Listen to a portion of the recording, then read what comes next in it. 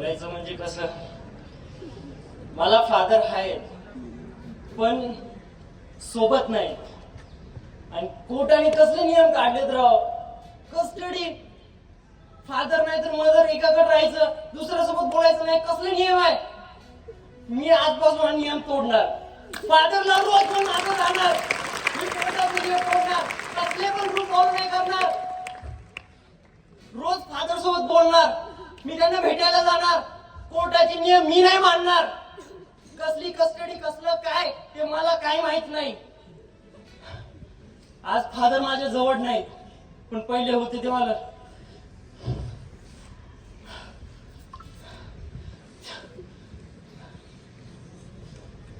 खरंच यांच्यामुळे मला माहिती झालं माझे father. I love my father.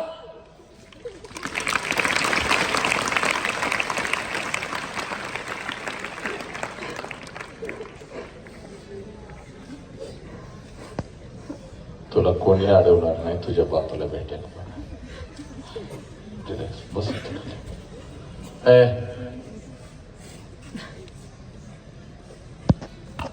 पाणी दे रे जरा.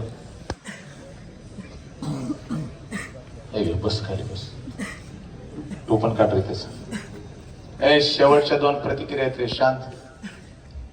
आयुष्यात आई वडील खूप महत्वाचे असतात. मला ह्या जगात मला आई वडील नाहीयेत. मी लहानपणीच आई वडिलांना गमावलेलं आहे. पण आई वडिलांप्रमाणे प्रेम करणारे माझ्याजवळ माझा भाऊ आणि माझी बहिणी आहे.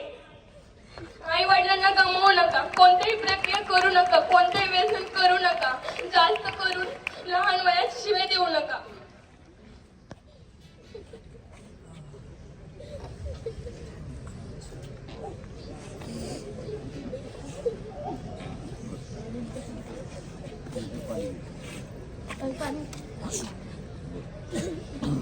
मला बाबा नाहीये, मम्मी आहे. मला बाबा नाही याचं दुःख नाही. पण जे सगळ्यांकडे बाबा आहे त्यांना सुख भेटते ते माझ्याकडे सुख नाही. आनंद आहे मला की हाय मला मम्मी आहे, सांभाळते ती. पण मला पण कुणीतरी हक्काचा व्यक्ती हवा ना, त्यांना मी बाबा बोलू शकेल. मलाही पप्पा हवे ना माझे. खूप वाईट वाटतंय की आज माझे पप्पा इथं नाही येऊ शकले, लहानपणी सोडून गेले.